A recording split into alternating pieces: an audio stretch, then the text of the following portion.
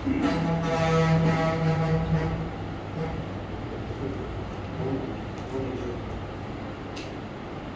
வல்ல இறைவனை வேண்டி வணங்கி தமிழோடு உய்வோம், தமிழோடு வாழ்வோம். பாரதிதாசன் வரிகள். எத்தனை கோடி இன்பம் வைத்தா எங்கள் இறைவா, பாரதியாரின் வரிகள். ஐயா செயலாளர்கள் வரவேற்புரை ஆற்றி அமர்ந்தார்கள். எந்த ஒரு நிகழ்ச்சியாக இருந்தாலும் வரவேற்புரை, வாழ்த்துரை, ஏற்புரை, நன்றி உரை, பல வரைகள் இருக்கும். அதை என்ன பொறுத்தவரை என் சிந்தனைக்கு எட்டியது என்னன்னு கேட்டீங்கன்னா, எல்லா நிகழ்ச்சியிலுமே வரவேற்புரை கொஞ்சம் முக்கியமான ஒரு நிகழ்வு நான் கருதுகிறேன். ஏன்னா வரவேற்புரை இன்று ஐயா சொல்லியிருக்காங்க நம்ம தமிழ் சங்கத்தில், நாளைக்கு அமைச்சர் ஐயா சொல்லுவாங்க, தாகிர் ஐயா சொல்லுவாங்க, அடுத்த வரதராஜன் ஐயா சொல்லுவாங்க. பட் இன்னைக்கு ஐயா இரும்பு போல் செயல்களுக்கு அதிபதியான முனைவர் செயலாபதி ஐயா வரவேற்புரை ஆற்றி அமர்ந்திருக்கிறார். ஒருவர் அமர்ந்தால் அடுத்தவரை ஏற்று நிற்கதான் வேண்டும், அது வாழ்க்கையினுடைய இயல்பு.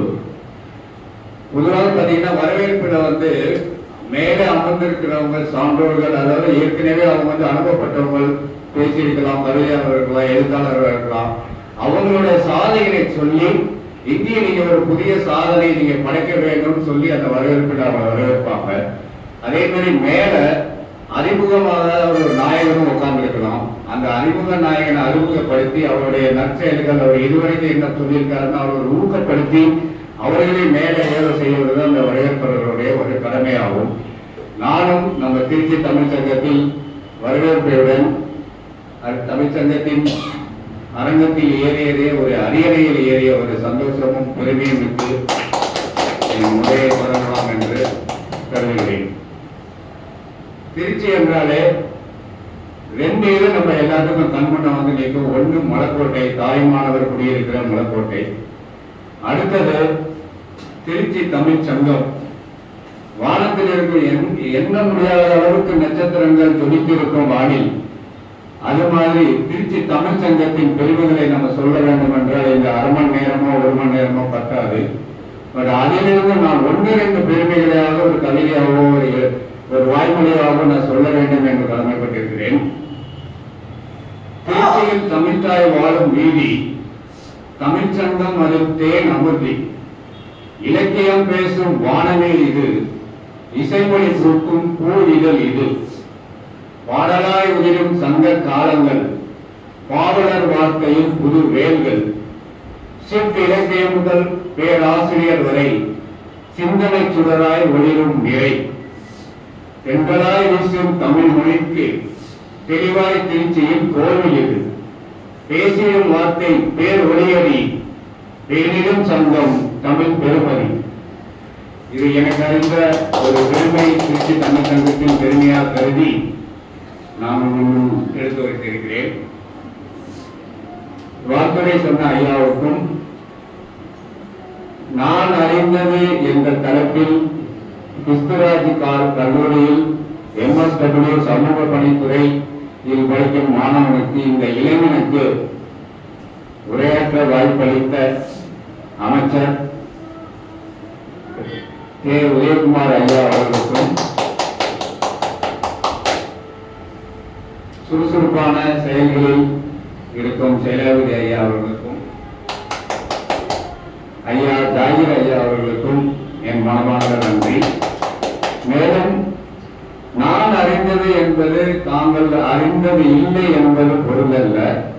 நான் சொல்வது தாங்களுக்கு அறிந்திருந்தால் நினைவூட்டல் என்று எடுத்துக்கொண்டு நான் பேசுவதையும் ஒரு ஆவலாக வந்திருந்து என்னை காத்திருக்கும் சான்றோர்கள் அனைவருக்கும் மாலை வணக்கம். நல்ல கருத்துக்களை நம்ம அகப்புறத்தில் வாங்கி, அதாவது மனதில் வாங்கி, அதை அற செயல்களுக்கு யார் செயல்படுத்துறாங்களோ அவங்களுக்கு தான் செவிகள் உண்டு. அந்த செவிகள் உள்ளவங்க என் முன் நின்று நான் பேசுவதை கேட்பார்கள் என்று கர்த்தர் சொல்லியிருக்கிறார். அந்த மாதிரி நல்ல கருத்துக்களை நம்ம யாரையாவது கேட்கிறோம்னா நம்ம பொறுமையாக இருந்துதான் நம்ம அந்த அமைதியா இருந்து நம்ம கற்றுக்கொள்ள வேண்டும். இப்போ ஒரே ஒரு சின்ன ஒரு உதாரணத்தோடு ஆரம்பிக்கிறேன். அதாவது நம்ம தாயோட தியாகத்தை வந்து இந்த உலகத்துல எடை போடுறதுக்கு இன்னும் ஒரு மிஷினோ இயந்திரமோ கண்டுபிடிக்கவில்லை. அதாவது மனதை உருக்கிய ஒரு கதையோட நான் ஆரம்பிக்கலான்னு இருக்கேன். ஏன்னா மனமும் மண்ணும் வந்து ரெண்டுமே ஒத்து போனது, அது பிரிக்க முடியாதது. அது குணங்களை பார்த்தீங்கன்னா இப்போ மண்ணின் எடுத்துக்கிட்டீங்கன்னா ஒரு விவசாயி போய் அந்த நிலத்துல ஒரு விதையை வச்சு அதையெல்லாம் பலப்படுத்திட்டு வந்தாலும் ஒரு 4 நாள் கழிச்சு ஒரு வாரம் கழிச்சு போய் இப்படி பார்த்தாருன்னா விதை விளையுதோ இல்லையோ களை விளைஞ்சிருக்கும். ஸோ அந்த விவசாயி வந்து முதல்ல அந்த கலையை தான் எடுக்கணும். அப்போதான் வந்து நல்ல ஒரு விலை கிடைக்கும், விளைச்சல் கிடைக்கும், நல்ல ஒரு சாகுபடி கிடைக்கும், மக்களுக்கு நல்ல ஒரு உணவு கிடைக்கும். அதுபோல இந்த மனமும் அப்படிதான். நம்ம மனத்தில் உள்ள அழுக்கு, அது அந்த போட்டி, பொறாமை, சுயநமை எல்லாத்தையுமே வந்து நம்ம களை எடுத்தாதான் நமக்கு அந்த மனம்ங்கிறது ஒரு தூய்மையானதாக இருக்கும். ஸோ மண்ணுக்கும் மனதுக்கும் எப்படின்னா ஒரு தொடர்பு உண்டுங்கிறது ஒரு உறுதியான ஒரு செய்தி. இப்ப நான் வந்து பாத்தீங்கன்னா ஒரு திரைப்படத்தின் மூலம் நம்ம தாயோடைய முக்கியத்துவத்தை வெளிப்படுத்தலாம் நான் விரும்புறேன். இது வந்து ஒரு பொம்முக்குட்டி அம்மாக்குன்னு ஒரு படத்துல அந்த ஒரு பாட்டு தான். இந்த பாட்டை நான் சொல்லிட்டு இதனுடைய நான் முக்கியத்தை நான் சொல்றேன் ஒரு கதையா. பொம்முக்குட்டி அம்மாவுக்கு ஆராரோ, தங்க கட்டி பாப்பாவுக்கு தாளேரோ, பெற்ற தாய் படும் பாடும் பிள்ளை தான் அறியாது, இது காக்கையின் கூடு இங்கே பூங்குயில் பேடு, வந்த உறவை இவள் விடுவாளோ, சொந்த உறவை அவள் தருவாளோ, பாசம் உயிர் நேசம் வாழும் நெஞ்சோடு, பாடும் உறவாடும் ஜீவன் உன்னோடு, ஆராரோ ஆராரோ ஆரோ ஆரோ ஆராரோ. இது என்னன்னு கேட்டீங்கன்னா, அமிதாப் பச்சன் வந்து நம்ம இளையராஜாவோட 1000வது படத்துக்கு வெற்றி விழாவுக்கு வந்து நம்ம வால்பாறை இருக்கு இல்லைங்களா, அந்த வால்பாறைக்கு வந்து அங்க அது வந்து ஒரு காடு சார்ந்த இடம் தான். அந்த ஒரு டூரிங் டாக்ஸில வந்து இந்த பொம்முக்குட்டி அம்மாவுக்குன்னு ஒரு படத்தை வெளியிட்டு இருக்காங்க. அப்ப அந்த படம் ஓடிட்டு இருக்கப்ப இந்த பாட்டு எடுக்கிறீங்க பொம்முக்குட்டி அம்மா சொன்ன அந்த பாட்டு ஓடிட்டு இருக்கப்ப நேரத்துல மட்டும் ஒரு யானை வந்து அந்த இடத்துல நின்று அந்த தேட்டருக்கு வெளியே நின்று அந்த பாட்டு முடிகிற வரைக்கும் கேட்டுட்டு போயிடலாம். இப்படி அந்த படம் வந்து ஒரு வாரமோ 10 நாளோ 1 மாசமோ ஓடிட்டு இருந்தாலும் அந்த ஒரு பாட்டுக்கு மட்டும் வந்துச்சான். அந்த படம் முடிஞ்சதுக்கு அப்புறம் வேற படம் போட்டிருக்காங்க, அந்த யானை வரல. அதுக்கப்புறம் அதை போய் அதை பார்த்துட்டு இருந்த ஒரு அதிகாரி வந்து இந்த ஃபாரஸ்ட் டிபார்ட்மெண்ட்ல ஒரு அதிகாரி போய் கேட்டிருக்காரு, சார் என்ன சார் இந்த படம் ஓடிட்டு இருக்கிறப்ப மட்டும் அந்த யானை வந்துச்சு, அதுக்கப்புறம் ஏன் வரமாட்டேங்குது? அவர் அப்பதான் வந்து ரொம்ப வருத்தப்பட்டு சொல்லியிருக்காரு, தன்னுடைய குட்டி வந்து கரண்ட் கம்பெனில அடிப்பட்டு இறந்து போச்சு. அவருக்கு இந்த பாட்டை கேட்கிறப்ப மட்டும் இந்த நேரம் இங்க வந்து நிற்கும், அதுக்கப்புறம் அது போயிடும். இந்த பாட்டிலே பாத்தீங்கன்னா இந்த தாய் உள்ளங்கிறது அந்த அன்பு, பாசம், கருணை, அது எல்லாமே இந்த பாட்டு மூலியமாவும் நமக்கு தெரியுது. இது என்னதான் சினிமா பாட்டா இருந்தாலும் இது வந்து நமக்கு ஒரு எடுத்துக்காட்டாக நம்ம எடுத்துக்கலாம். அதே மாதிரி இந்த உலகத்துல பாத்தீங்கன்னா கருவறை வந்து 2 இடத்துலதான் இருக்கு. ஒண்ணு கோயில்ல, இன்னொன்னு இல்லறத்துல. கோயில்ல வந்து இருக்கிற கருவறையில தெய்வம், இல்லறத்துல நம்ம வந்து பார்த்தோம்னா கருவறை யார்கிட்ட இருக்கு? நம்ம தாயிட்ட தான் இருக்கு. சோ நம்ம பிறக்கிற பிள்ளைய வந்து நம்ம தாளாட்டி பாலூட்டி அவன் வளர்ந்ததுக்கு அப்புறம் அந்த பிள்ளை வந்து வாழ்க்கை கல்வியை கத்துக்கிறது தாயிட்ட தான். பள்ளிக்கூடத்துல பாத்தீங்கன்னா அறிவு கல்வியை, வயிற்றுக்கான கல்வியை தான் வந்து ஒரு குழந்தை கத்துக்க முடியும். அதே மாதிரி பாத்தீங்கன்னா நம்ம இல்லறத்துல வந்து அறத்தை சொல்லி மட்டும் கொடுக்கறது இல்லாம அவங்க நம்மளுடைய பாசம், சகோதரர்கள், பக்கத்துல உள்ளவங்க, சொந்த பந்தங்களை எப்படி நம்ம எல்லாமே கத்துக்கிறது தாய்கிட்ட இருந்தாலும் நம்ம யாருமே வந்து இந்த வீட்டுல மாறும் வேலை வந்து தாய் அப்படின்னு சுத்த தமிழ்ல யாரும் பேசுறது இல்லை. மேடையை தவிர வீட்டில் போனாலும் அம்மா அப்பான்னு தான் கூப்பிடுறோம், மாதா பிதா பொழுது யாரும் கூப்பிடுறது கிடையாது. அப்ப இந்த அம்மான்னு சொல்லிட்டு நம்ம வந்து பிறந்ததுல இருந்து இந்த மண்ணின் மனங்குறதுல இருந்து மறைய அம்மா அம்மாங்கிறது வார்த்தை யாரிடமும் போக்குறது கிடையாது. வீட்டில் இருந்தாலும் அம்மா அம்மாக்கும், வெளியே வந்தாலும் ஏதாவது வயதானவங்க மூன்றவங்க பெண்மணிகளை பார்த்தாலும் அம்மான்னு தான் கூப்பிடுறோம். அப்ப அந்த அம்மான்னு சொல்லுது பாத்தீங்கன்னா ஆ இம் மா. ஆங்கிறது உயிரெழுத்து. அந்த ஆக்கு உயிரெழுத்துக்கு என்ன அர்த்தம் கேட்டீங்கன்னா தன் உயிரில். எம்மு வந்து மெய்யெழுத்து. அந்த மெய்யெழுத்து 10வது எழுத்து எம்மு. எம்மையை 10 மாதங்கள் சுமந்து. இப்ப இந்த ரெண்டுத்தையும் கொடுத்தீங்கன்னா அம்மு தன் உயிரில் எம்மையை 10 மாதங்கள் சுமந்து. மாங்கிறது உரிமை எழுத்து. இது நாங்கள் உயிரோடும் மெய்யோடும் இந்த உலகத்திற்கு தந்தது அம்மா. இப்ப 3க்கு அப்படி ஆயுமா சேர்த்து படுத்தீங்கன்னா தன் உயிரில் எண்மையை 10 மாதங்கள் சுமந்து உயிரோடும் மெய்யோடும் இந்த உலகத்திற்கு தந்தது அம்மா. இந்த அம்மாங்கிற வார்த்தையை வந்து நம்ம வந்து பள்ளிக்கூட லெவல்ல இருந்து பெரியவங்க லெவல்ல இருந்து நம்ம கொண்டு போனாதான் நம்ம தாய்களும் அம்மாங்கிறோம். நமக்கு அந்த ஒரு அர்த்தம் புரிஞ்சாதான் நமக்கு அந்த பாசமும் பந்தமும் நிறைய வருங்கிறது என்னோட கருத்து.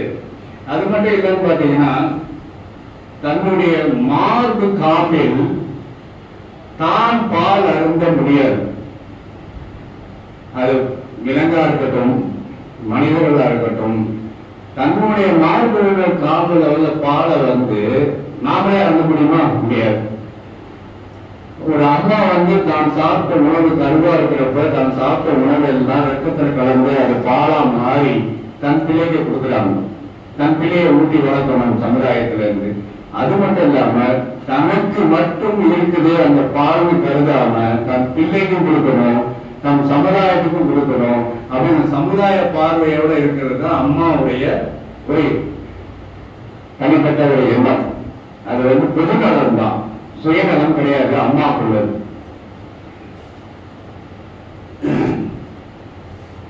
வந்து பாத்தீங்கன்னா இப்ப 2வது ஒரு வீட்டுல பாத்தீங்கன்னா தந்தை உட்கார்ந்து இருந்தாரு. 8ஆப்ல வந்து ஒரு 6வது படிக்கிற பையன் உட்கார்ந்து இருந்தான். அவங்க அம்மா வந்து அந்த கதை நடந்து ஒரு 30-40 வருஷம் இருக்கும்னு நினைக்கிறீங்களேன். அந்த அந்த மண் அடுப்பு இருக்கு இல்லைங்களா, அந்த மண் அடுப்புல அந்த அம்மா வந்து அந்த அம்மாவுக்கு வந்து ஏற்கனவே விட முடியல, சமைச்சிட்டு இருக்காங்க, தோசை எடுத்து பண்ணிட்டு இருக்காங்க. அப்ப அந்த ஒரு தோசையை கொண்டு வந்து அந்த அப்பாட்ட கொண்டு வந்து வைக்கிறாங்க. அது கருகி இருக்கு. அந்த பையன் சொல்றான், அப்பா அது கருகி இருக்கு அப்படின்னு. அவர் சொல்றாரு, இல்லடா கண்ணா முருகலா இருக்கு. 2 வாரம் சொல்றான், அப்பா கருகி இருக்கு. இல்லடா முருகலா இருக்கு. அவர் பொறுத்து வந்துட்டு, கண்ணா அவன் அம்மா ஏற்கனவே உடம்பு முடியாம இருக்கா, அவன் ஏற்கனவே அடுப்புல வெந்துட்டு இருக்கா. நீ வந்து இன்னும் கருகி இருக்குன்னு சொன்னீங்கன்னா அவன் மனசு வெந்து போய் நொந்து போயிடுவாட. அதனால வந்து மருத்துவ மனசை வந்து நம்ம புண்படுத்தக்கூடாது. எதுவா இருந்தாலும் நம்ம அதை ஏற்றுக்கிட்டு அடுத்தவங்களை வந்து நம்ம மேம்படுத்தணும்னு சொன்னார்.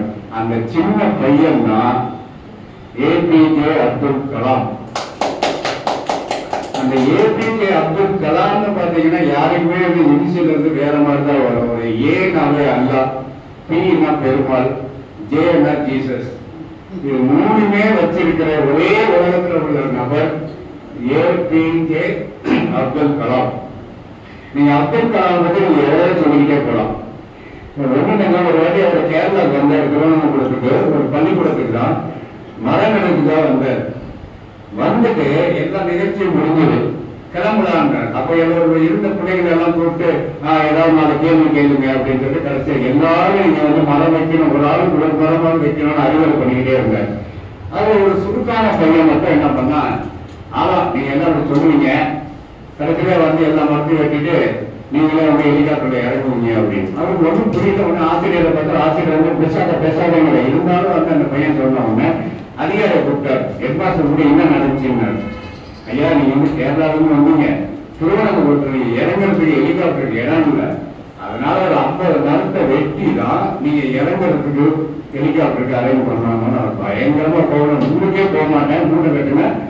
அடுத்த நாள் 50 மரத்தையும் அனைத்து மாணவர்களையும் கூட்டிட்டு போய் அந்த இடத்துல வச்சுட்டு நீங்க இதை பராமரிக்கணும்னு போனதுதான் அப்துல் கலாம். அப்துல் கலாம் ஐயா அவருக்கு வந்து நாம வந்து அவருக்கு வந்து விஞ்ஞானி மட்டும் இல்லைங்க, அவருடைய வானத்துல வந்து ராக்கெட்டை எவ்வளவோ நிரப்பினார். ஆனா அவர் என்னைக்கு பாக்கெட்டை நிரப்பினதே கிடையாது. அதே மாதிரி பாத்தீங்கன்னா அவர் வந்து இந்த அணுகுண்டு சோதனை பண்றப்ப வந்து உலகமே தெரிஞ்சதுன்னா வந்து நம்ம எதிர்ப்பு ஜாஸ்தி ஆகும், நாம இது யாருக்கு தெரியாம தான் நம்ம சோதிக்கணும்னு சொல்லிட்டு அப்ப இருந்த பிரதமர் அந்த வாஜ்பாய் ஐயாவை கூப்பிட்டு டிஸ்கஸ் பண்றாரு. ஐயா இந்த மாதிரி வந்து இந்த அணுகுண்டு தெரிஞ்சுன்னா நாசாக்கு தெரிஞ்சுன்னா நம்ம பெரிய பிரச்சனை ஆயிடும், நம்ம மேல பயங்கர தூரம் போயே கூட வந்தா என்ன பண்ணலாம், யாருக்குமே தெரியக்கூடாதுன்னு வாஜ்பாய் வந்து ஐயாட்ட கேட்டார். அப்துல் கலாம் அவர் பொறுமையா சொன்னாரு, இந்த விஷயம் உங்களையும் என்னையும் தவிர இந்த ரூம் விட்டு போவாதுன்னாரு. அவர் வாஜ்பாய் எப்படி சொல்றீங்க அப்படின்னு, உங்களுக்கும் கல்யாணம் ஆகல எனக்கும் கல்யாணம் ஆகல, அதனால இந்த விஷயம் நம்ம 2 பேர் தவிர விட்டு எங்கேயுமே போவாது அப்படின்ட்டார். ஐயா நான் வந்து இப்ப இந்த நேரத்துல வந்து கல்வியின் முக்கத்தை பத்தி ஒரு எனக்கு தெரிஞ்சதை சொல்லலாம்னு இருக்கேன். இது வரலாற்று நாயகனோட கதை தான். 2 முறை அந்த மாணவன் வந்து தன் உயிரை காப்பாற்றியது டாக்டரோ இல்ல வேற யாரோ இல்ல கூட இருந்தவர்கள் தான். அதாவது ஒரு நாட்டில் வந்து பயங்கர செல்வந்தர், அவர் வந்து ஜஸ்ட் கேசிங் நம்ம மாளிகைன்னு சொல்றீங்களா அந்த மாதிரி ஒரு பெரிய மாளிகை எல்லாம் வச்சிருக்கு. மாளிகையே உங்களுக்கு தெரியும், ஊழியர்கள் எக்கச்சக்க பேர் வேலை பார்க்கறதுக்கு பணம் வசதி செல்வம் காரு பங்களா என்னென்னமோ இருந்திருக்கு. ஆனா அவர் ஒரே ஒரு மகன், 12 வயதில் ஒரு மகன், உடன் பிறந்தவர் யாருமே இல்லை, விளையாடுறதுக்கோ பேசுறதுக்கோ ஒண்ணுமே இல்லை. ஆனா பின்னாடி பாத்தீங்கன்னா 1000 ஏக்கர்ல நிலம் இருக்கு, தோட்டம் இருக்கு, எல்லாமே இருக்கு. இந்த பையன் வந்து மாலை நேரத்துல வந்து அந்த தோட்டத்துல போய் அந்த நிலத்துல போய் விளையாடணும்னு போறப்ப ஒரு நாள் அப்படியே மேல அப்படியே பட்டாம்பூச்சி பறவைகள்லாம் அப்படியே பார்த்துக்கிட்டே போய் கீழே அந்த புதற்குடியை கவனிக்காம டக்குன்னு அப்படியே விழுந்துட்டான். புதற்குடியை உங்களுக்கு தெரியும், டிபெண்ட்ஸ் அப்பான் தி பாடி வெயிட், நம்மளுடைய உடல் பருமனை பொறுத்து நம்ம வந்து உள்ள இருக்கிறோம். யானையா இருந்தா ஒரு 4 மணி நேரம் 6 மணி நேரத்துக்கு உள்ள போயிடும். அந்த மாதிரி நேரத்துல அந்த பையன் 12 வயசு மாணவன் வந்து அந்த புதர்ல மாட்டிட்டு கத்துறான், காப்பாத்துங்க காப்பாத்துங்க. ஆனா அவருடைய வீடோ மாளிகையோ எட்டி இருக்கும், ஊழியர்களும் காதுல விழல. கொஞ்ச நேரம் கழிச்சு அந்த காட்டுல வந்து ஒரு குடியாளனும் அவருடைய மகனும் ஆடு மேய்ச்சிட்டு வந்தாங்க. அந்த இடத்துல ஆடு மேய்ச்சி அந்த செல்வந்தர் அவருக்கு அனுமதி அளித்திருக்காரு. அப்ப என்ன ஆச்சுன்னு கேட்டீங்கன்னா, சத்தம் கேட்குது அப்படின்னு சொல்லிட்டு பையனை பார்த்துட்டாரு. அந்த பையன் வந்து அப்பையில இருந்து பாத்தீங்கன்னா தாவரம் காளான் பூக்கள் எல்லாத்துலயும் வந்து அப்படியே பொறுத்து ஆராய்ச்சி பண்ணிட்டு இருக்காரு. அவருக்கு ஒரு ஆர்வம். அந்த பையனை கூப்பிட்டு நேரம் உள்ள போய் பார்த்தா அந்த பையன் கிட்ட இவ்வளவு தூரம் உள்ள இறங்கிட்டாப்புல. உடனே வந்து கீழே இருக்க செடி கொடி பெரிய மூங்கில் எல்லாத்தையும் ஒன்னா சேர்த்து ஒரு பெரிய கயிறு மாதிரி கட்டி தன் 2 பேர் உயிரின் பணையா வச்சு அந்த தொடர்ல இருக்கிற அந்த சிறுவனை மீட்டுறாங்க. கொஞ்ச நேரம் ஆசைன்னு ஆழக்காலமே சொல்லிட்டு அந்த செல்வந்தரும் ஊழியர்களும் சுத்தி மங்களாவை சுத்தி இந்த இடத்துக்கு வந்து பார்த்தா பையன் அப்பதான் வந்து புதற்குனே எடுத்து வெளியே இருக்கிறாங்க. அந்த செல்வந்தர் கேட்டார் குடியாளனை பார்த்து, உனக்கு என்ன வேண்டும், எவ்வளவு செல்வங்கள் வேண்டும், மாளிகை வேண்டும், எதுவா இருந்தாலும் சொல்லு நான் தருகிறேன்.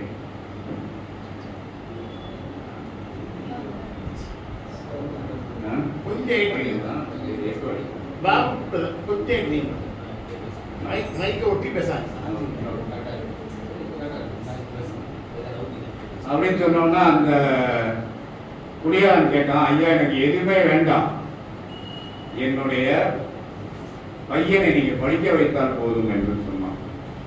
அதுக்கு அந்த செல்வந்தர் சொன்னான், அப்படியா, இது என்ன பெரிய விஷயம், என் பையன் படிக்க வேண்டிய இடத்துல நான் அதை படிக்கிறேன். ஏன்னா அப்போ வந்து அந்த செல்வந்தர் படிக்கிறேன்னா இப்ப நம்ம இங்க இருக்கிற கேம்பியன் மாதிரி மான்ஃபோர்ட் மாதிரி பெரிய ஸ்கூல் செல்வந்தர்கள் படிக்கிற இடம், அந்த இடத்துல அவரை போய் சேர்த்துட்டு அவங்களுக்கு உத்தரவாதம் கொடுத்து சேர்த்து விட்டார்.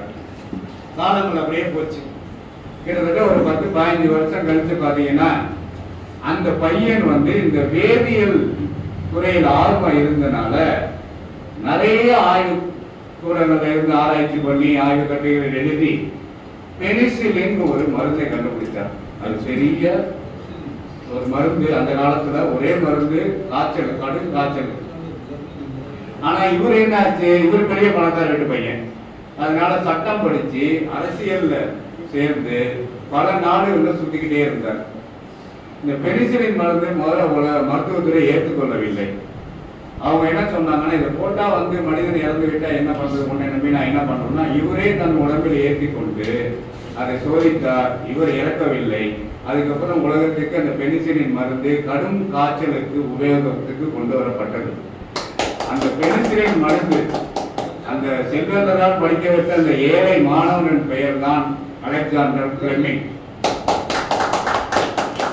அந்த பணக்கார வீட்டு பையன் சட்டம் படித்து அரசியல்வாதி ஆனாரே, அவர் தான் வின்சென்ட் சர்ச்சில். ஒரு 25 வருடங்கள் கழிந்து 37வது வயதில் வின்சென்ட் சர்ச்சிலுக்கு வந்து அரசியலினால் சுற்றுப்பயணத்தால் வந்த கடும் காட்சியால் அவரால் வந்து படுத்த படுக்கை ஆனது போல மருத்துவர்கள் எல்லாம் சொன்னார்கள், பென்சிலின் போட்டால்தான் என் குறைக்க முடியும். பென்சிலின் கண்டுபிடித்தது இவர் தந்தையால் படிக்க வச்ச ஏழை மாணவன் அந்த அலெக்சாண்டர் பிளெமிங். அவர்களுடைய மருந்து தான் இந்த நம்ம வின்சென்ட் சர்ச்சிலே 2வது முறையும் காப்பாற்றப்பட்டது மருத்துவர் மரணத்தின். அதனால பாத்தீங்கன்னா ஏழை பையனுக்கு மட்டும்தான் நம்ம வந்து சின்ன ஸ்கூல்ல சேர்க்கணும் அப்படின்னு கிடையாது. அவர் எங்க இருந்தாலும் படிப்பு வருங்கிறது தான் வந்து ஒரு உண்மையான ஒரு நிறுத்தம்.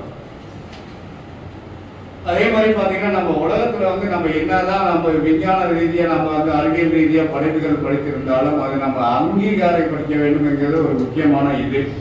நம்ம எப்படி நம்ம இந்த ஒரே வேகத்துல இன்னைக்கு வந்து நம்ம செய்திகள் அனுப்புறோமோ, இங்கிருந்து நம்ம அமெரிக்காவுக்கு அனுப்புறோம், ஃபாரினுக்கு அனுப்புறோம், அடுத்த நிமிஷத்துல வாட்ஸ்அப் அதெல்லாம் போயிட்டு இருக்கு. அந்த வேகத்துல வந்து போனாலும் நம்ம இதயமும் அந்த அளவுக்கு வேலை செய்ய வேணும்னு சொல்லிட்டு முத நம்மளோட இதய வேகத்துக்கு கண்டுபிடிச்ச ஆக்சிஜன் ஃபைபர் கேபிள் அவர் தான் வந்து மாமனிதர்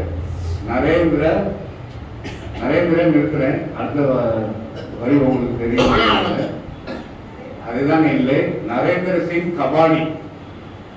அவர் வந்து பாத்தீங்கன்னா ஒரு பஞ்சாப் மாநிலத்துல ஒரு எளிமையான குடும்பத்துல பிறந்த ஒரு பிள்ளை. ரொம்ப ஏழ்மையில படிச்சு வளர்ந்து அரோனாட்டிக்கல் சயின்ஸ் நம்ம இந்தியாவில் படிச்சுட்டு இருக்கும் போதே அவருக்கு ஒரு எண்ணம் இருந்தது, நம்ம அயல்நாடு போனாதான் நம்மளோட அறிவை விரிவுபடுத்த முடியும், நம்மளோட ஆராய்ச்சிகளை இன்னும் செம்மைப்படுத்த முடியும், நிறைய கண்டுபிடிப்புகளை பண்ண முடியும் என்று அவர் இங்கிலாந்து செல்ல வேண்டும் நினைத்து என்ன பண்ணா இங்கிலாந்துக்கு பயணம் போனார். ஆனால் அவர் ஏழ்மையில் இருந்தனால இங்கிலாந்துக்கு தங்கி படிக்க செலவுக்கு அந்த அளவுக்கு இல்லாததால் அந்த சிங்கு இனத்தை சேர்ந்தவர்கள் இங்கிலாந்தில் NGO நம்ம அந்த ஃபண்டு ஒன்று ஆரம்பிச்சு யாரெல்லாம் இந்தியாவில இருந்து நம்ம இங்கிலாந்துக்கு மேல் படிப்புக்கு வராங்களோ அவங்களுக்கு நம்ம படிப்புக்காக செலவு பண்ணலாம்னு முடிவு பண்ணாங்க. இந்த எந்த இனங்கள் சிங்கு தான், தமிழ் இனம் கிடையாது. ஏன் சொல்ல வரேன்னா தமிழனை யாரும் இது வரைக்கும் அந்த மாதிரி முயற்சி எடுக்கலன்னு சொல்லுவாங்க. அந்த சிங்கியனை பண்ணவொன்னா அவங்க வந்து ஒரு 7 பேர் செலக்ட் பண்ணாங்க. யாருன்னு பார்த்தா அதுல வந்து ஒரு ஆள் வந்து நம்ம நரேந்திர சிங் கபாடி. அவர் அங்க மட்டும் போயிட்டு மேல படிச்சுக்கிட்டே இருக்கும். அவருக்கு வந்து இன்னும் தோணிக்கிட்டே இருக்கு, நம்ம வந்து மனிதனோட இதயத்தை நம்ம வந்து வேகமா செயல்படுத்துறதுக்கு ஆக்சிஜன் ஃபைபர் கேபிள் கண்டுபிடிச்சிட்டோம், ஏன் நம்ம வந்து ஃபேக்டரி லெவலில் அந்த வர்த்தகத்துக்கு அதை ஏன் நம்ம வேற ஏதாவது கண்டுபிடிக்க முடியாது? அவரை யோசிச்சுக்கிட்டே நம்ம கீழே அந்த பிளாஸ்டிக் கண்ணாடி எல்லாம் பார்த்துக்கிட்டே இருந்தார். இதே வந்து நம்ம ஒன்னா சேர்த்து ஒரு ஃபைபர் லெவல்ல கொண்டு வந்தா ஏன் நம்மளுடைய செய்திகள் வந்து இன்னும் நம்ம துரிதமாக கொண்டு போக முடியாதுன்னு சொல்லிட்டு அதை ஆராய்ச்சி மேல ஆராய்ச்சி பண்ணி அந்த ஃபைபர் கேபிளை கண்டுபிடிச்சார், உலகத்துக்கு அறிமுகப்படுத்தினார். அவர் இருந்தது 2020 வரை மட்டும்தான் உயிரோடு இருந்தார். அவருடைய ஆய்வு கட்டளைகள் இன்னும் ஆர்டிபிஷியல் சயின்ஸின் இந்த ஐடி ஃபீல்டு, டேட்டா சயின்ஸ் எல்லா இடத்துலையும் அவருடைய ஆய்வு கட்டளைகளுடைய தொகுப்புகள் வந்து எல்லா பல்கலைக்கழகத்திலும் மாணவர்கள் படித்துக் கொண்டிருக்கிறார்கள். அவர் எதிர்பார்த்தது நாம் உயிரோடு இருக்கும் வரை நோபல் பிரைஸ் கிடைக்கும் என்று. உயிரோடு இருக்கும் வரை 2020 வரை அவருக்கு கிடைக்கவில்லை. அதுக்கப்புறம் இறந்ததுக்கு அப்புறம் நான் பத்மஸ்ரீ பூஷன் அதெல்லாம் தரேன், இதுதான் தரேன். நாங்கள் ஒருத்தர் உயிரோடு இருக்கும் போதே நம்ம ஒரு பால் ஊட்டாம அவங்களுக்கு வந்து மாளிகை கட்டி என்ன பிரயோஜனம், அது மாதிரி அவங்க எதுவுமே வந்து விருப்பப்படலை, கிடைக்கல. இதுல வந்து என்னன்னு கேட்டீங்கன்னா நான் அரசியல் பேசவில்லை. எல்லா பிரதமருக்குமே வந்து ஒரு சயின்டிபிக் அட்வைசர் ஒருத்தர் இருப்பாங்க. முதலில் ஜவஹர்லால் நேருக்கு சயின்டிபிக் அட்வைசரா இருந்ததே இந்த மாமனிதர் நரேந்திர சிங் கபாடி தான். 2020 வந்து என்ன ஆட்சி இருந்து யார் பிரதமரமா இருந்தாலும் நம்ம அந்த தலைப்பு போக வேண்டாம். ஒரு உயிரோடு இருந்த வரைக்கும் அவருக்கு ஒண்ணுமே கிடைக்கலங்கிறது தான். அதனால அந்த மாதிரி மாமனிதர்களால வந்து எத்தனை மாணவர்கள் பல்கலைக்கழகத்தில் வந்து படித்து அவங்களுடைய அந்த ஆய்வு கட்டுரை மூலியமா அறிவை வளர்த்து அவங்க இன்னைக்கு எத்தனை விஞ்ஞானி ஆக போறாங்கிறது நமக்கு தெரியாது. இது ஒரு நமக்கு தெரிந்த ஒரு அற்புதமான செய்தி என்று எடுத்துக்கொள்ளலாம். ஐயா, அப்ப நம்ம பாத்தீங்கன்னா நமக்கு திருக்குறள், திருவள்ளுவர், அவர் உண்மையான பேர் வந்து வல்லவனா கூட இருந்திருக்கலாம். பட் அப்ப இருந்த சான்றோர்கள் பாத்தீங்கன்னா ஒன்னே ஒண்ணு கண்டுபிடிச்சாங்க, இனிமே வர மக்கள் வந்து நம்ம மரியாதை கொடுப்பாங்களா மாட்டாங்களான்னு சொல்லி திருவை சேர்த்து திருவள்ளுவர்னு வச்சுட்டாங்க. இன்னைக்கு நிறைய இடத்துல பாத்தீங்கன்னா வள்ளுவன் தான் இருப்பாங்க. நிறைய பேர் வந்து திருங்கிற சேர்த்து சொல்றதுக்கும் அவங்களுக்கு அந்த இது இல்லை. அதனாலதான் திரு நம்ம வந்து ஆம்பளைக்கு சொல்லக்கூடிய ஒரு மரியாதை. பெண்களுக்கு திருமதி இல்லைங்களா, ஆண்களுக்கு மரியாதை திரு, பெண்களுக்கு திருமதி. பிரிச்சீங்கன்னா திரு பிளஸ் மதி. பெண்களுக்கு மரியாதை திரு, மதியம் கொடுத்துருக்கோம், அவங்களுக்கு அறிவு இருக்குதான், அதனால திருமதி. இது வந்து ஒரு நிகழ்வு சொல்றேங்க. ஒரு புது தம்பதிகள் வந்து கல்யாணம் ஆன புதுசுல 2 பேரும் வந்து ஏற்காட்டுக்கு கார்ல போயிட்டு இருக்காங்க. பின்னாடி உட்கார்ந்து இருந்தவங்க, பின்னாடி ஓடுறவங்க அவங்களுடைய நண்பர்கள் தான். பின்னாடி உட்கார்ந்து இவங்க 2 இந்த புது தம்பதியும் பேசிக்கிட்டே வர்றாங்க. 1 வருடம் கழித்து நமக்கு வந்து ஆண் குழந்தை பிறந்தால் என்ன பெயர் வைக்கலான்னு கணவன் மனைவிட்ட கேட்கிறான். அந்த உடனே மனைவி ரொம்ப புத்திசாலித்தனமா நீங்களே பேரை வச்சிருங்க அப்படிங்கிறாங்க. ராகேஷ் பாபுன்னு வச்சிருக்காங்க. திருப்பி அந்த கொஞ்ச நேரம் கழிச்சு அந்த கணவன் மனைவிட்ட கேட்கிறான், பெண் குழந்தை பிறந்தா நீ பேர் வைக்க. அப்பயே அந்த புத்திசாலி நீங்களே செலக்ட் பண்ணி ஏன் தெரியுங்களா, நாளைக்கு அந்த வளர்ந்த பிள்ளை வந்து எனக்கு இந்த பேர் பிடிக்கவில்லை என்றால் இந்த பேரை வச்சதே யாரும் ஒப்பந்தாண்டா அப்படிங்கிற மாதிரி அந்த திருமதிக்குள்ள அறிவை பாருங்க. அப்பவே அந்த புதுமண தம்பதிகள் வேற யாரும் இல்லை, ஏற்காடு போயிட்டு இருந்தாரு நானே என் மனைவி தான்.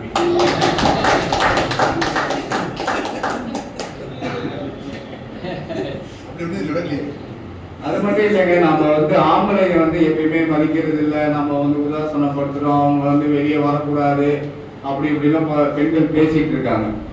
ஆண்கள் வந்து உண்மையிலே பெண்களை வந்து எல்லா இடத்துலையும் மதிப்பு கொடுக்குறோம். அவங்களுடைய தோற்றத்துல இருந்து சின்ன எக்ஸாம்பிள் பார்த்தீங்கன்னா, ஒரு நம்ம சிகரம் திரைப்படத்துல இருந்து ஒரு சின்ன 4-5 வரி சொல்றேன். அவங்களுடைய கூந்தலுக்காக எப்படிலாம் வந்து வர்ணிச்சிருக்காங்கன்ட்டு. நங்கை உந்தன் கூந்தலுக்கு நட்சத்திர பூ பறித்தேன், நங்கை வந்து சேரவில்லை நட்சத்திரம் பாடுதடி, கண்ணி உன்னை பார்த்திருப்பேன், கால் கடுக்க காத்திருப்பேன், ஜீவன் வந்து சேரும் வரை தேகம் போல் நான் கிடப்பேன், தேவி வந்து சேர்ந்து விட்டார் ஆவி கொண்டு நான் நடப்பேன். இது ஒன்றும் இல்லை, அவனை வந்து கூந்தலுங்கிறது இயற்கை தான். அதுக்கு வந்து பூங்கிறதுக்கு பாருங்க, அந்த பூக்கே அவங்க நட்சத்திரத்தை நம்ம வந்து அவங்க பூவை வைக்கணும்னு ஆண்களுடைய கற்பனையை பாருங்க. அது கவிஞராக இருக்கட்டும், இல்லை சாதாரண ஒரு மக்களாக இருக்கட்டும்.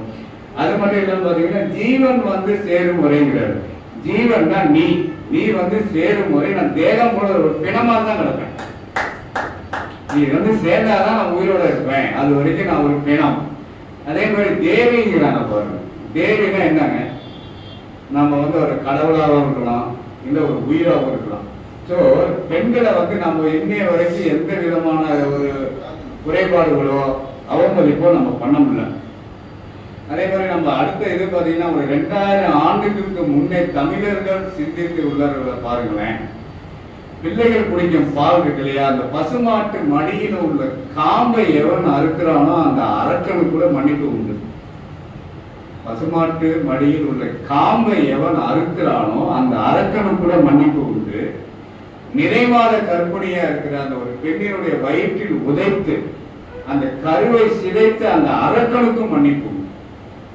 அதே மாதிரி பாத்தீங்கன்னா, அறியாமை என்னும் இருட்டில் எண்ணெய், அறிவு என்னும் வெளிச்சத்துக்கு கொண்டு வந்த என் ஆசான், என் ஆசிரியர், அவரை நான் புண்படுத்தினால், துயரத்துக்கு ஆளாக்கினால் எனக்கு மன்னிப்பு உண்டு.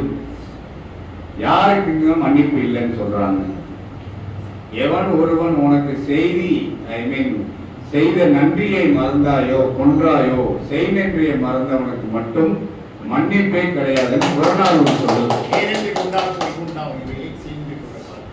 மன்னிப்பு அது ஒன்னே ஒண்ணுதான். அது வந்து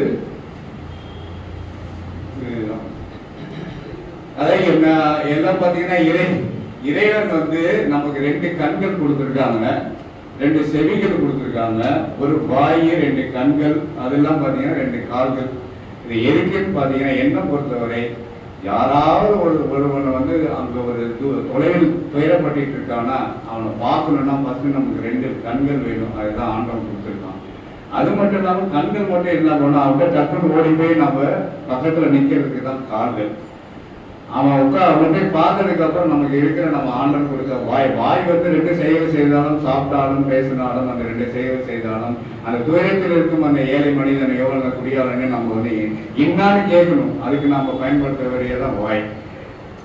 கேட்டா மட்டும் போட்டுங்களா, அவன் சொல்லணும் இல்லையா நான் எவ்வளவு கஷ்டத்தில் இருக்கேன்னு. அதுக்கு தான் ஆண்டவன் கொடுத்துருக்கான் 2 செவிகள். கேட்டுட்டு நம்ம சும்மா வந்துடலாமா? 2 கரங்களை வச்சு அவனை கழுவி என்னால் என்ன செய்ய முடியும், உதவி செய்ய முடியும் என்று சொல்வதற்கு தான் 2 கரங்களையும் நம்ம இந்த ஆண்டவன் நமக்கு அழைத்திருக்கிறான். இன்னொரு தமிழரோட பண்பாட்டை வந்து நம்ம திரைப்பட வரிகளை நம்ம வந்து கவிதை மூலயமாவும் வேற எந்த இலக்கியம் மூலயமா நம்ம கத்துக்க வேண்டாம். திரைப்படம் மூலயமாவே நம்ம எளிதாக புரிந்து கொள்ளலாங்கிறது நான் இப்போ அருமையில் நான் தெரிஞ்சுக்கிட்டேன். ஒரு சின்ன ஒரு பாட்டு மட்டும் பாருங்க. உதயகீதம் என்ற அந்த ஒரு படத்துல தான் மாலை வெயில் வேளையில் மதுரை வரும் தென்றலே ஆடி மாத வைகையில் ஆடி வரும் வெள்ளமே நஞ்சை புஞ்சை நாளும் உண்டு நீயும் அதை ஆடலாம் மாமன் வீட்டு மயிலும் உண்டு மாலை கட்டி போடலாம் ராஜா நீதான் நெஞ்சத்திலே நிற்கும் பிள்ளை. இது முதல் ஸ்டான்ஸா. நீ இதுலயே பாத்தீங்கன்னா மாலை வெயில் வேலையில திருச்சியை வச்சுன்னா எக்ஸாம்பிள் பாத்தீங்கன்னா திருச்சிக்கும் மதுரைக்கும் நீங்க கம்பேர் பண்ணீங்கன்னா வெயில் ஜாஸ்தி. இது ஒரு அர்த்தம் வெயில். அது மட்டும் இல்லாம இந்த இடத்துல ஏன் மதுரையை அவர் வந்து கொண்டு வராருன்னா எல்லா இலக்கியம் சார்ந்த செய்திகளும் பார்த்தீங்கன்னா மதுரையை தான் வரும், தென் மாவட்டங்கள் சார்ந்ததான் வரும். அதே மாதிரி இவ்வளவு வெயில் அடிக்குது, எப்ப அங்க மழை பெய்யும்னா ஆடி மாதம் தான் வெயில வந்து அவ்வளவு வெள்ளம் வரும்னு சொல்றாரு. நஞ்சை புஞ்சை 4 இருக்கு, அதை நீயும் ஆளலாம். இப்ப நான் சொல்றது வரிசையா சொல்லிட்டு உங்களுக்கு நான் போட்டு சொல்றேன். அதே மாதிரி மாமன் வீட்டுல மயில் இருக்கு. மயிலுன்னா இந்த இடத்துல ஒரு பொண்ணு மாலை கட்டி போடலாம். அந்த பொண்ணை நீ கல்யாணம் பண்ணிக்கலாம். அதுக்கப்புறம் பாத்தீங்கன்னா பால் கொடுத்த நெஞ்சிலே ஈரம் என்னும் காயலே பால் மனத்தை பார்க்கிறேன் பிள்ளை உந்தன் வாயிலே பாதை கொஞ்சம் மாறி போனால் பாசம் விட்டு போகுமா தாழம் பூவை தூர வைத்தால் வாசம் விட்டு போகுமா ராஜா நீதான் நான் எடுத்த முத்து பிள்ளை. இது என்னன்னு கேட்டீங்கன்னா அவர் வந்து ஒரு தாய்மாமன். அந்த தாய்மாமனாக்க அந்த வீட்டுல பிறந்த புள்ள வந்து படிச்சுட்டு வேலைக்கு எங்க போனாலும் எந்த பாதம் மாறி போனாலும் என் வீட்டுல ஒரு குழந்தை இருக்குது, பெண் குழந்தை இருக்குது, மாமன் வீட்டுல மயிலே இருக்குது, மாலை கட்டி போடலாம், நஞ்சை குஞ்சை 4 இருக்குது. அந்த எல்லா நிலமும் எல்லாம் உனக்காக வச்சிருக்கேன். நீ படிச்சுட்டு பெரியாரை மேல போயிருந்தா கூட நீ திருப்பி நம்ம வீட்டுல வந்து என் பெண்ணை கல்யாணம் பண்ணிக்கலாம் அப்படிங்கிற ஒரு பண்பாட்டையே இந்த 4-5 வரியில அந்த உதயகீதம் அந்த வைத்திருக்கிறாங்க. அதுக்கப்புறம் பாத்தீங்கன்னா ஒரு நடந்த ஒரு நிகழ்வு சொல்றேன்.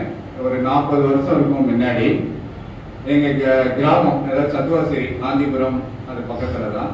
அவர் எனக்கு பெரியப்பா முறை வேணும். அப்ப சாயங்காலம் நான் போயிருந்தேன். அப்ப உங்களுக்கு தெரியும் இந்த தந்திக்காரங்களாம் எப்ப சைக்கிள்ல தான் லேட்டா தான் வருவாங்க. மாலை நேரத்துல வந்தப்ப எங்க பெரியப்பாவுக்கு வந்து 14 குழந்தைகள் எல்லாத்தையும் உட்காந்து அந்த விளக்கு வந்து இந்த மாதிரி லைட் எல்லாம் இல்லைங்களா, சின்ன சின்ன அந்த அறுப்பெல்லாம் வச்சு சொல்லி கொடுத்துட்டு எல்லாம் உட்காந்துருக்காங்க. அந்த தந்திக்காரன் வந்தவன் கதை விட்டு நின்று போயிட்டான். நான் உடனே எனக்கு கூப்பிட்டுட்டே கூப்பிடலாம் அவனை என்னடா அப்படின்னு. நான் வேகமா போய் என்னையா ஏன் கூப்பிடுறாரு ஐயாண்ணா? இல்லைங்க எனக்கு தந்தி கொடுக்க வந்தேன், இது என்னமோ ஸ்கூல் மாதிரி இருக்கு, 16 பிள்ளைங்க நான் பக்கத்து வீட்டுக்கு போயிட்டேன் அப்படின்னு. அவர் வந்து பாத்தீங்கன்னா அவர் அந்த குறிப்பா அந்த காலத்துல வந்து போஸ்ட்மேன், வெளியும் டெலிவரி உள்ளாரையும் டெலிவரி, 16 பிள்ளைகள் பெற்றிருந்தாரு. இப்ப 16 பெற்று பெருவாழ்வு வாழ்வுங்கிறது நம்ம பிள்ளைகளை மட்டும் பெக்கணும்னு கிடையாது. அது உள்ள அர்த்தம் சொல்லியிருக்காங்க பாத்துங்க. ஃபர்ஸ்ட் புகழ், கல்வி, வலிமை, வெற்றி, பொன், நெல், நன்மக்கள், நல்விதி, நுகர்ச்சி, அறிவு, அழகு, பெருமை, துணிவு, நோயின்மை, இனிமை, நீண்ட ஆயுள். இந்த 16 தான் பெற்றுக்கணும்னு சொல்லிட்டு நம்ம முன்னோர்கள் நம்ம ஆசீர்வாதத்துல கல்யாணத்தப்ப பண்ணுவாங்க. பிள்ளைகளை பெற்றுக்கணுங்கிற ஒரு அர்த்தம் கிடையாது.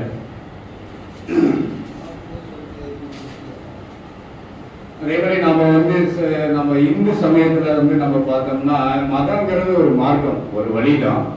சமயங்கிறது ஒரு தனி மனிதனுடைய வாழ்க்கையில ஒரு பற்றுக்கோட்டை கொண்டு சேர்க்கும் கடமையை தான் செய்யும். அது கடவுளா இருக்கலாம், அவங்களுக்கு பிடிச்ச ஒரு கடவுளா இருக்கிறதா நம்ம சமயம் செய்கிறது. ஆன்மீகம் பார்த்தீங்கன்னா உலகத்துல உள்ள எல்லா உயிர்கள் மேலே நீங்க அன்பு வச்சீங்கன்னா தான் ஆன்மீகவாதி. அதுதான் ஆன்மீகம். ஸோ இந்து என்றால் என்ன? இந்துவை நீங்க பிரிச்சீங்கன்னா இம் பிளஸ் து. இம்னா இம்சை, தூனா துன்பம், துக்கம். ஸோ இந்த இம்சை பிளஸ் துக்கம், எவன் ஒருவன் வந்து இந்த உலகத்துல வந்து இம்சையாவும் துக்கத்தாவும் இருக்கானோ அவனை வந்து தன் அளவில் ஏற்றுக்கொண்டு அவன் படும் துக்கத்தையும் இம்சையும் தான் ஏற்றுக்கொண்டு அவனுக்கு அந்த வந்து ஒரு மேல் நல்ல ஒரு இடத்துக்கு அந்த துன்பத்தை நீக்கி எவன் முன்னேற்றி கொண்டு வருகிறானோ அவன் தான் உண்மையான இந்து. அந்த உண்மையான இந்து பிற எந்த மத சார்ந்த நபர்களையும் துன்படுத்த மாட்டான்ங்கிறது தான் உண்மை. அதான் இந்துக்கான பிறருடைய துன்பத்தை தான் ஏற்றுக்கொண்டு அவர்களுக்கு அதை நிவர்த்தி செய்வது. படிச்சா மட்டும் போதுமாங்க, நாம வந்து நமக்கு சோறு கிடைக்குமா இல்லை வேலை கிடைக்குமாங்கிறது வேற. படிப்பு சோறு போட்டாலும் நான் போடாட்டியும் நமக்கு வந்து நேர்மை பண்பாடு நமக்கு கண்டிப்பாக வந்து நம்ம சோறு போடுங்கிறது ஒரு இயல்பு, இயற்கையின் இயல்பு. சர்ச்சடி ராமன் இருக்காருங்களா, அவர் வந்து ஒரு வாட்டினா தன்னுடைய இயற்பியல் ஆய்வு கூட்டத்திற்கு ஒரு இன்டர்வியூ நடத்தினார், தேர்வு நடத்தினார். அந்த தேர்வு நடத்துறப்ப அவர் என்ன வந்து அறிவிப்பிட்டாருன்னா, யார் வேணா வரலாம், அவங்களுக்கு போக்குவரத்து செலவு தரப்படும்ங்கிறது அனௌன்ஸ் பண்ணார். அவர் நிறைய இளைஞர்கள் வந்தாங்க. காலையில இருந்து மதியம் 1 மணி வரை அந்த தேர்வு நடந்துச்சு. அதுக்குன்னு வந்து செலக்ட் பண்ணிட்டு என்ன பண்ணாங்க, எல்லாத்தையும் அமைச்சுன்னா ஒரு வாலிபன் மட்டும் கேட்டுக்கு வெளியே நின்றுகிட்டே இருந்தார். சர்ச்சீவராமன் 2 மணிக்கு மதிய உணவு முடிச்சு வெளியே வரப்ப, என்ன தம்பி நீ நின்றுட்டே இருக்கிற, என்னாச்சு, ஏன் நீ போலையா அப்படின்னு கேட்டிருக்காரு. அப்ப அந்த பையன் சொல்லியிருக்காப்புல, எனக்கு வந்து போக்குவரத்து செலவுக்கு வந்து 50 ரூபாய் தான், ஆனா உங்க அக்கௌண்ட் எனக்கு 75 ரூபாய் கொடுத்துட்டாரு. நான் மிச்சம் இந்த 25 ரூபாயை நான் கொடுக்கலான்னு வெயிட் பண்றேன். அவர் என்ன வரலன்னா, அப்படியே அந்த உள்ள கூட்டிட்டு போயிட்டு நீதான் தேர்வு செய்யப்பட்டாயின்னு. அப்ப அந்த தேர்வு நடத்துற அந்த அதிகாரிகள் என்ன பண்ண, நிறைய கேள்வி கேட்ட, இவர் வந்து இயற்கையில் ஒன்று அவ்வளோ பதில் சொல்லவில்லை அப்படின்னு ஒண்ணு. அப்ப அந்த சச்சிராமன் சொன்னாராம், இயற்பியது பதில் சொல்ல வேண்டாம், அவனுக்கு கற்றுக் கொடுத்து விடலாம்.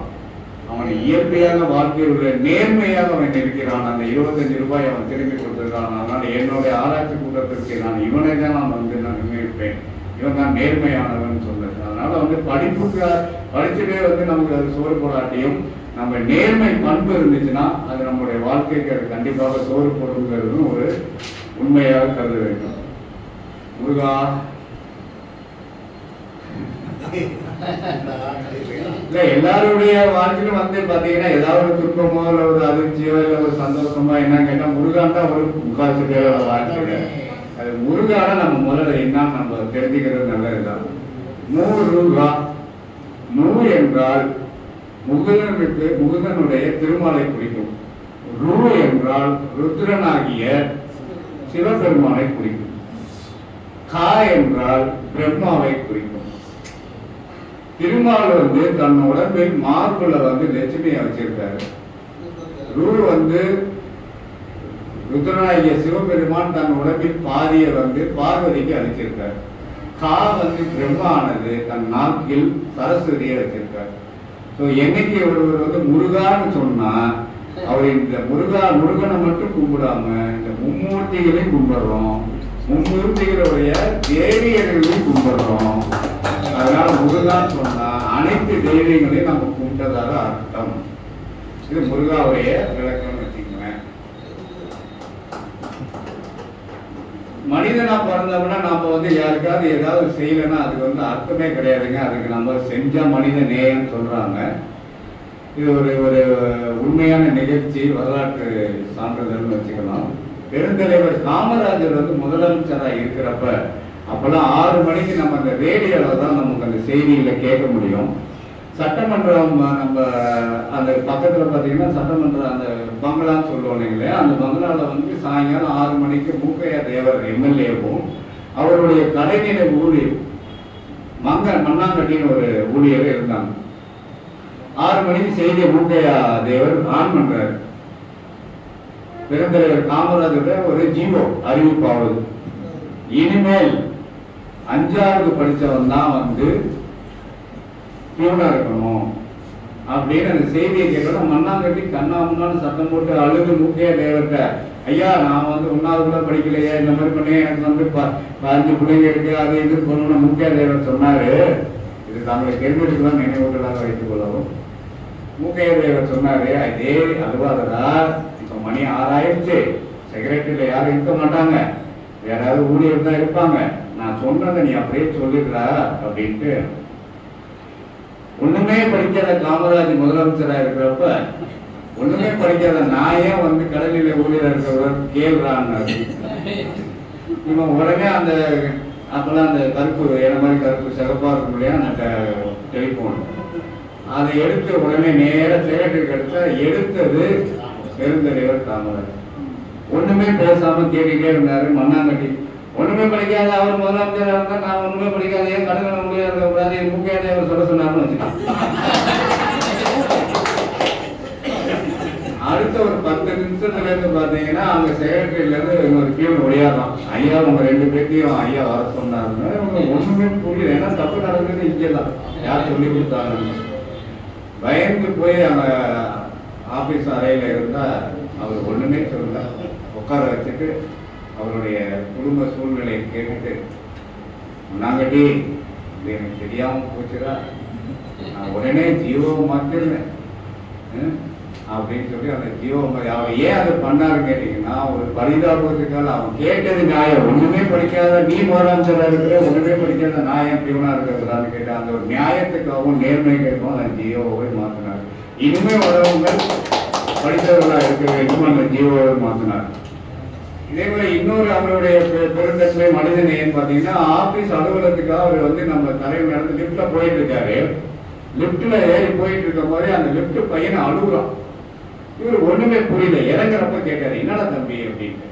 இல்லைங்கயா நீங்க கூட ஜீவோ புதுசா போட்டிருக்கீங்களா, இது 10வது தான் படிக்கணுமா, நான் 8வது தான் படிச்சிருக்கேன் அப்படின்னு. அப்படியா, நேர போய் மேல அதிகாரிகள் என்னமோ அந்த லிப்டுக்கு என்னமோ 10வது தான் குவாலிஃபிகேஷன் போட்டிருக்கீங்களா அப்படின்னா, ஐயா ஆமா ஐயா எதுக்கு 10வதுன்னு சொல்றேன், 8வது மாத்திக்கிறேன், 10ஆம் அழுத்தினா மேல போகுது, 10ஆம் அழுத்தினா கீழே வருது, இதுக்கு எதுக்கு 10வது, 8வதே போதும் அப்படின்னு சொல்லி அந்த மனித நேயத்தினுடைய அவருடைய காமராஜ் அந்த ஜீவோவையும் மாற்றி அவருடைய செயல்பாட்டை விலகி இருக்கிறார்.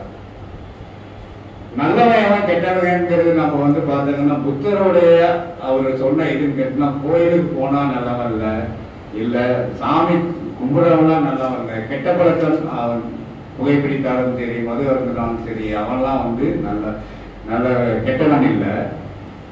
புத்தர் எவன் நல்லவன் சொல்றாருன்னா, பிறர் மீது அக்கறை இல்லாதவன் கெட்டவன், பிறர் மீது அக்கறை உள்ளவன் நல்லவன்.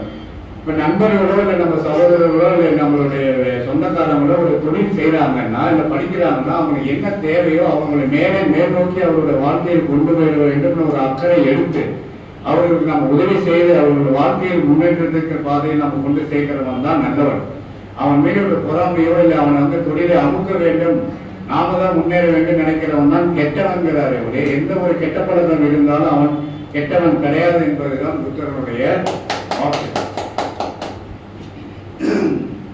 கவிக்கோ அப்துல் கலாம் பத்தி நான் ஒன்னே சொன்னா, அவர் எனக்கு பிடிச்ச ஒரு கவிதை அப்துல் ரஹ்மான், சாரி அப்துல் கலாம் பற்றியே பேசியது. கவிக்கு அப்துல் ரகுமான் அவர் எழுதிய கவிதை வந்து எனக்கு பிடிச்சது. தீபத்தை வணங்கினர் மக்கள், தீக்குச்சியை வணங்கினான் பித்தன். தீபம் இருக்க தீக்குச்சியை ஏன் வணங்குகிறாய் என்று பித்தனிடம் கேட்டேன். எரிவதை விட ஏற்றுவது சிறந்தது என்றான் பித்தன். இது எதுக்கு நான் சொல்ல வரேன்னு கேட்டீங்கன்னா, உண்மையில சொல்றேன். ஐயா என்னை பத்தி வரவேற்புல சொன்னாங்க. நான் வந்து தேசிய கல்லூரி மாநிலம் 8வது வரைக்கும் நான் ஸ்போர்ட்ஸ்ல இருந்தேன். 12வது வரைக்கும் நான் வந்து ஸ்டேட் லெவல்ல பண்ணியதெல்லாம் உண்மைதான்.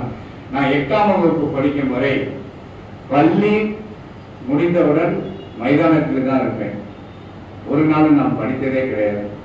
அப்பெல்லாம் இந்த எம்ஜிஆர் 6வது 7வது பாஸ்போர்ட் வந்துகிட்டே இருந்தனால நான் 8வது வரைக்கும் வந்தேன். எனக்கு 8ஆம் வகுப்பில் வந்து சுந்தரம் என்ற என் வகுப்பு ஆசிரியர் என்னை அவர் வந்து அவர் சாருக்கு தெரியும் நினைக்கிறேன். அப்போ மாடியில் இருக்கும் அந்த வகுப்பு. அவர் என்னோட டவுன் ஸ்டேஷன்ல தான் வீடு. நான் போமாட்டேன். என்ன அவர் கம்பல் பண்ணி கடைசி பில் அடிச்சோன்னே என் கூட வாடான்னு அவர் பையன் என்கிட்ட கொடுத்துருவார். நான் போய் தான் ஆகணும். நான் படிக்கிறேன்னா இல்லையா, அவங்க உட்காந்து எனக்கு அறிவுரைகள் தான் இருக்கும். பாடம் நடத்துறாரு. நான் ஒவ்வொரு வாட்டியும் அவர் வீட்டுல இருந்து வரப்ப படிக்கிறேன்னு அப்படியே காலில் விழுந்து கும்பிட்டு வந்துடுவேன். அதனோட பிரதிபலனம் என்னமோ நான் வந்து 8வது அன்னைக்கு அவர் கொடுத்த அந்த அறிவுரை தான், ஆசிரியர் கொடுத்த எனக்கு அந்த அறிவுரை தான், அதாவது எரிவதை விட ஏற்றுவதுதான் சிறந்ததுங்கிறது. என் வாழ்க்கையில் அவர் எரிந்து கொண்டதை விட ஏற்றி விட்டார் என்பதுதான் என்னுடைய அப்புறம் ஒரு பாரதியாருடைய உரையில் அதுல வந்து ஒரு நல்ல ஒரு கதையும் இருக்கிறது. பேசா பொருளை பேச நான் துணிந்தேன், கேட்கா வரைத்த கேட்க நான் துணிந்தேன். மண் மீதுள்ள மக்கள், பறவைகள், விலங்குகள், பூச்சிகள், புற்பூண்டு, மரங்கள் யாவும் என் விளைவால் இரும்பை தீர்ந்தது. இது என்னன்னு கேட்டீங்கன்னா, நம்ம வந்து கடவுளை சாமி கும்பிடுறப்ப நம்ம யாரும் என் விளைவா இரும்பு, நம்ம சாமி கும்பிட்டா நானும் கூட நல்லா இருப்போம். என்னைக்குமே யாருமே வந்து பக்கத்து வீட்டுக்காரமா யாரும் வெளியே போனா அண்ணன் நல்லா இருக்குமா, நான் நல்லா இருக்கும், மனைவி நல்லா இருக்கும். இது என்ன ஒரு எக்ஸாம்பிள் என்னன்னு கேட்டீங்கன்னா, சாலையில வந்து ஒரு விபத்து நடந்தது. இது உண்மையான ஒரு வரலாற்று நிகழ்வு. அந்த விபத்து நடந்த ஒரு 5 நிமிஷம் வரைக்கும் யாருமே கண்டுக்கல. அந்த சாலை ஓரமா ஒரு வயதான மூதாட்டி, 60 வயது இருக்கும், ஒரு ஏழையான மூதாட்டி, அந்த ஒரு பையன் அடிபட்ட அந்த விபத்தை பார்த்து விட்டு நேராக அந்த ஒரு இடத்துக்கு ஓடி அந்த பையனை அப்படியே ஆம்புலன்ஸ் வர வச்சு அழைச்சி கொண்டு போய் ஆஸ்பத்திரியில சேர்த்துட்டு, அந்த அம்மா அதோட போல ஆஸ்பத்திரிக்கு வெளியே அந்த ஐசியூக்கு வெளியே வெயிட் பண்ணிக்கிட்டே இருந்தாங்க. அங்கேருந்து வந்த நர்ஸ் என்ன பண்ண, அவங்க சீட்டை கொடுத்து இதை போய் வாங்கிட்டு வாங்கிறாங்க. பக்கத்துல உள்ளாரே மெடிக்கல், ஹாஸ்பிட்டல் உள்ளாரே மெடிக்கல். அந்த சீட்டை காமிச்சு அவங்க எந்த மருந்து வாங்குறாங்க, பணம் எங்க இருப்பாங்க. அந்த மெடிக்கல் கார்டு சொல்றாரு, பணம் கொடுத்தாதான் கொடுக்க முடியும். இப்படி கடைசியில் அந்த தோடு சின்னதா ஒரு 1 கிராம் 2 கிராம்ல போட்டு 2 தோடையும் கழட்டி கொடுத்துட்டு, இதை வச்சுக்கப்பா, நான் பணம் கொடுத்துட்டு வாங்கிக்கிறேன், அந்த பையன் ஒருத்தன் உயிருக்கு போராடிட்டு இருக்கான் அப்படின்ட்டு அந்த மருந்தை வாங்கி கொண்டு போய் கொடுத்துட்டு கொஞ்ச நேரம் திரும்பி கழிச்சு அந்த நர்ஸ் வந்து சொல்லுது, அந்த பையனுக்கு சுய நினைவு வந்துருச்சுமா, நீ நல்ல நேரத்தில் கொண்டு வந்து காப்பாத்திட்ட, அவனுக்கு உயிருக்கு ஆபத்து இல்லைன்ட்டு. அந்த அப்பதான் அந்த மூதாட்டிக்கு கொஞ்சம் சந்தோஷம் வந்துச்சு. கொஞ்ச நேரம் கழிச்சு திரும்பி பார்த்தா அந்த மெடிக்கல்கார் ஒடியார். அப்பதான் அவருக்கு வந்து செய்தி வந்திருக்கு, அந்த அடிப்பட்ட மாணவன் அவருடைய பையன். அந்த மனித நேயம் பாருங்க எப்படியெல்லாம் வருது.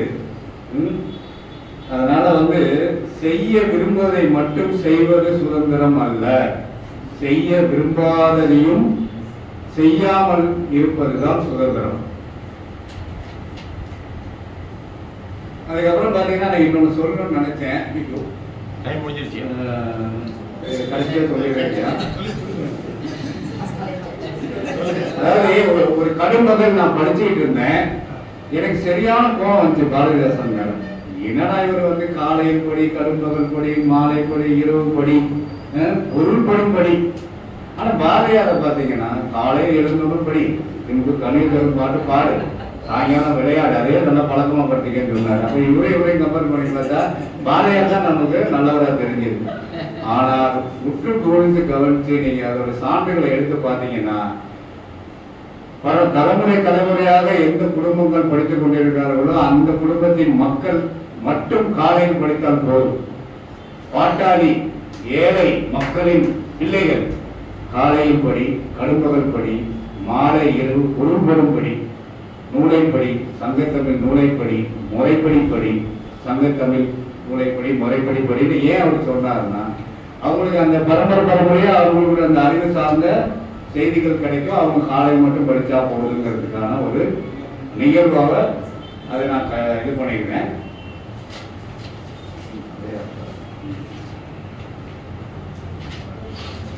இன்னொன்று சொல்லிடுறேங்கய்யா, இப்போ வந்து இது கடைசியாக நடந்ததை நான் சொல்லிடுறேன். பள்ளிக்கூடத்தில் நடந்த வகுப்பில் நடந்த என்னுடைய அனுபவம். என்னுடைய தமிழ் ஆசிரியர் வந்து பார்த்தீங்கன்னா வந்த உடனே ஒரு பாடத்தை எழுத மாட்டார். நம்மளோட ஒரு நண்பர் மாதிரி பழகி எல்லாம் பேசிட்டு தான் பண்ணுவார். அப்போ வந்து ஒரு கிட்டத்தட்ட 40 பேர் இருக்கிறோம். அப்போ 40 பேர் ஒரு பையனை பிடிக்கானா, நேற்று என்னடா அமாவாசையடா என்ன பண்ண, இந்த மாதிரி எங்கள் மொட்டை மலை போய் சோறு வச்சோம், என்ன பண்ணுற, எல்லா காக்காவும் வந்துச்சு. அது மட்டும் இல்லை, பாடு பார்த்தீங்கன்னா கத்த அது போல 20-30 காக்கா வந்து எல்லா நான் வச்சு சோறு தின்னு வச்சு. அப்படியா பத்தியா நீ வச்சுன்னா எல்லாம் வந்து பகிர்ந்து திட்டு போறாங்க வச்சு. அது மாதிரி உனக்கு கிடைக்கிறது நீ எல்லாருக்கும் பகிர்ந்து கொடுக்கணும்டா. அந்த மாதிரி ஒரு அர்த்தத்தை கத்துக்கடா. இப்ப நம்ம என்ன நடத்தலாம், செய்யணும் நடத்தலாமா, திருக்குறள் நடத்தலாமா, திருக்குறள்ல காக்கை கரவா கரைந்தும் மாசமும் அண்ணன் நீராக்கே உள்ள அந்த செய்தியை பத்தி நம்ம நடத்தலாம்டா அப்படின்னாரு. ஸோ இதுல என்னன்னா, நாம வந்து ஒரு சாதமோ இல்லையோ ஒரு காக்காக்கு வச்சோம்னா அந்த காக்கா தரம் மட்டும் அழுந்தாம எல்லாத்தையும் கூப்பிட்டு இதான் வந்து ஒரு அறம். உடனே வந்து அந்த மாணவர்கள் சூப்பர் சார், இந்த மாதிரி இந்த கதை சொல்லி நீங்க சொன்னனால நாங்கள் வந்து கண்டிப்பா இந்த காக்கை கருவாட்டு விளக்கத்தை நாங்கள் எழுதிடுவோம். கடைசி பெஞ்சில ஒருவர் உட்கார்ந்துருந்தார். அப்ப உங்களுக்கு தெரியும், இப்ப கிடையாது, 6வது 7வது 8வதுல இது மாதிரி 2 வருஷம் 3 வருஷம் படிச்சவங்க எல்லாம் வருவாங்க. பின்னாடி பெஞ்சில உட்கார்ந்துருப்பாங்க. பாத்தீங்கன்னா ஏதாவது ஒரு நடத்துறப்ப நம்ம நினைச்சுக்குவாங்க எல்லாம் பண்ணுவாங்க. அது ஒரு பையன் மட்டும் ரொம்ப திடமா இருந்தான். அதை வடிவேல் சொல்ற ரொம்ப பயங்கரமான ஆளா இருப்பாரோ நம்ம அன்பு சார் மாதிரி அப்படின்னு என்னாச்சு, ஆசிரியர் பார்த்துட்டு எல்லாம் வந்து சந்தோஷமா இருக்காங்க. அவரு மட்டும் அன்பு சார் மட்டும் அப்படியே ரொம்ப அமைதியா இருக்கு. என்னாச்சு ஏதாச்சுன்னு கேட்கிறப்ப அந்த பையன், சார் சும்மா இருக்கு சார், சொல்லுப்பா, சொல்ல மாட்டீங்க பரவாயில்ல. அவர் சொன்னா நம்ம எல்லா காக்கும் வந்து சாப்பிட்டுச்சு எல்லாம் போயிடுச்சு பகிர்ந்து கொண்டுச்சுன்னு. நேற்று சாயங்காலம் எங்க வீட்டுல ஒரு 7 பாட்டி வந்து ஒரு வடகடை வச்சிருச்சு. அந்த வடையை வந்து ஒண்ணு எடுத்துட்டு போய் மேல உட்காந்து தனியா நின்று அது போட்டு போயிடுச்சு. இதுல என்ன காக்கை கரவா கரைந்தது மாசம் அண்ணன் நீராக உழைக்கிறீங்க, இதுல என்ன அறம் இருக்குன்னு கேட்டான். ஒண்ணுமே புரியல அவர். நீங்க எப்படி இது சொல்ல முடியும் சொல்லுங்க. திருக்குறள்ல திருவள்ளுவர் சொன்னது, அந்த காக்கை வந்து நம்ம ஒரு பொருள் கிடைத்தால், ஒரு அன்னம் கிடைத்தால், அது அனைத்து தன் கூட இருக்கிற பிராணிகளை காக்கா எல்லாத்தையும் போட்டு சாப்பிடுறதுனால அந்த காக்கை கரவா கலந்துனா அதனுடைய விளக்கம். ஒரு காக்கா மட்டும் எடுத்துட்டு போய் மேல உட்காந்து பேசுனா அது காக்கா தானே. ஸோ அந்த காக்காவுக்கு இந்த திருக்குறள் பொருந்துமா பொருந்தாதான் நான் கேட்கிறோம். இது வந்து உண்மையிலே அப்புறமேட்டு என்னன்னு கேட்டீங்கன்னா, அவர் மண்டை போட்டு வச்சுக்கிட்டு அறத்தால் கிடைக்கும் பொருளால் வரும் பலன் நன்மை அனைத்தும் அனைவருக்கும் பகிர்ந்து கொள்ள வேண்டும். அறம் இல்லாமல் வருகிற திருட்டுத்தனமா வருது இல்லைங்களா, அதில் வர குற்றமும் தீமையும் பாதிப்பும் ஒருவனை மட்டுமே சேர வேண்டும், பிறருக்கு அது பகிரக்கூடாது என்பதற்கு தான் அந்த விளக்கம். ஒவ்வொருத்தரும் ஒரு வரை சொல்றாங்க. சொல்லி முடிச்சிடுறேன்.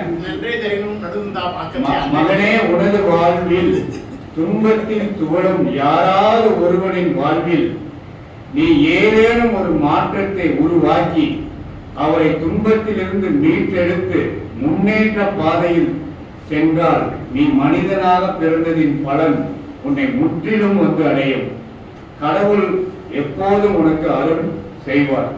இந்த அறிவுரை இந்த பூமியில் பிறந்த எல்லா மக்களும் கடைபிடிக்க வேண்டிய அவசியமான ஒன்று. நீங்களும் கடைபிடிக்க வேண்டும், நானும் கடைபிடிக்க வேண்டும் என்று சொல்லி வாய்ப்பளித்த இதுவரை எனக்கு பொறுமையாக இருந்து அமர்ந்து ஆர்வம் செய்து என்னை வாழ்த்திய அனைவருக்கும்